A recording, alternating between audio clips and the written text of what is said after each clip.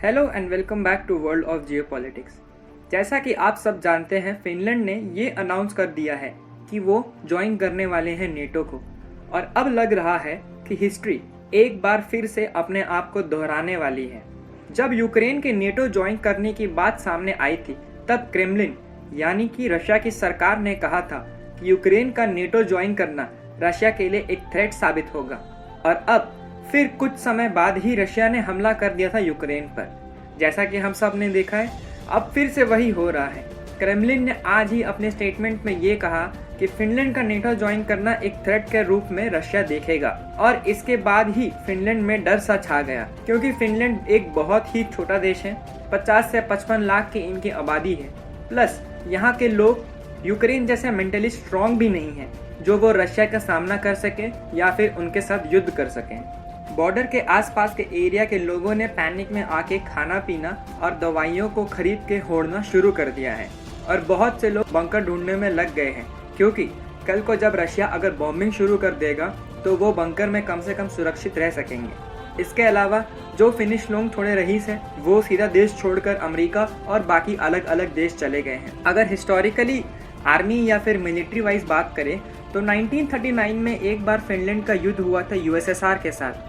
उस समय फिनलैंड के लोगों ने बहुत ही कड़ा प्रदर्शन दिखाया था। उन्होंने अपनी मातृभूमि को जमकर डिफेंड किया था। हालांकि 10% ऑफ फिनलैंड वो लोग हार गए थे यूएसएसआर को, मगर फिनलैंड के बहुत कम लोग मारे गए थे। सिर्फ 40 या 50 हजार लोग ही मारे गए थे, जबकि यूएसएसआर के 2 लाख लोगों को फिनलैंड ने मार गिराया था। अब अगर उस समय को आज से तुलना करें, आज का जो यूथ है फिनलैंड का, वो बहुत कमजोर हो गया है। क्योंकि जैसा कि हम सब जानते हैं, फिनलैंड एक बहुत ही डेवलप्ड कंट्री है। वो हैप्पीनेस इंडेक्स, पीस इंडेक्स में हमेशा ऊपर आता है। तो जब कोई ऐसा देश जहाँ पे हमेशा हैप्पीनेस और पीस का माहौल रहे, तो वहाँ के यूथ के अंदर कभी वो जज्बा आएगा ही नहीं कि हम अपने मातृभूमि के लिए मर मिटेंगे या फिर लड़ मरेंगे। उसके लिए ही फिनलैंड को और ज्यादा डर इस बात का है कि उनकी आर्मी रेडी नहीं है, उनकी एयरफोर्स रेडी नहीं है। एक और बहुत बड़ा डिसएडवांटेज फिनलैंड के लिए ये है कि अमेरिका ने यूक्रेन को हेल्प करने के लिए बहुत सारे वेपन्स दिए थे, जिसके चलते अमेरिका के वेपन्स अभी के लिए एग्जॉस्ट हो गए हैं। अगर कल को फिनलैंड को इमरजेंसी में वेपन्स मांगने पड़े अमेरिका से भी, तो अमेरिका इतनी जल्दी तुरंत फिनलैंड की मदद नहीं कर पाएगा।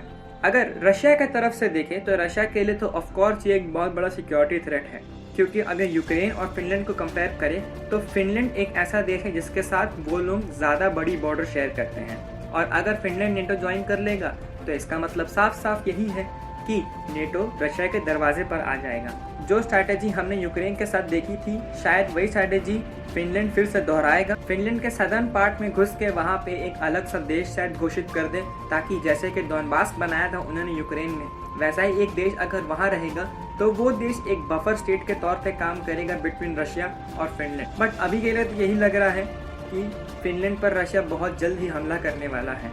और अगर एक बार वो हमला कर देगा तो इस बार फिनलैंड शायद उस समय की तरह अपने आप को डिफेंड नहीं कर सकेगा। तो इस वीडियो के लिए इतना ही। अगर आपको ये वीडियो पसंद आई हो तो प्लीज़ हमारे चैनल को ज़रूर सब्सक्राइब करें और हमें अपना सपोर्ट दिखाएं। Thank you.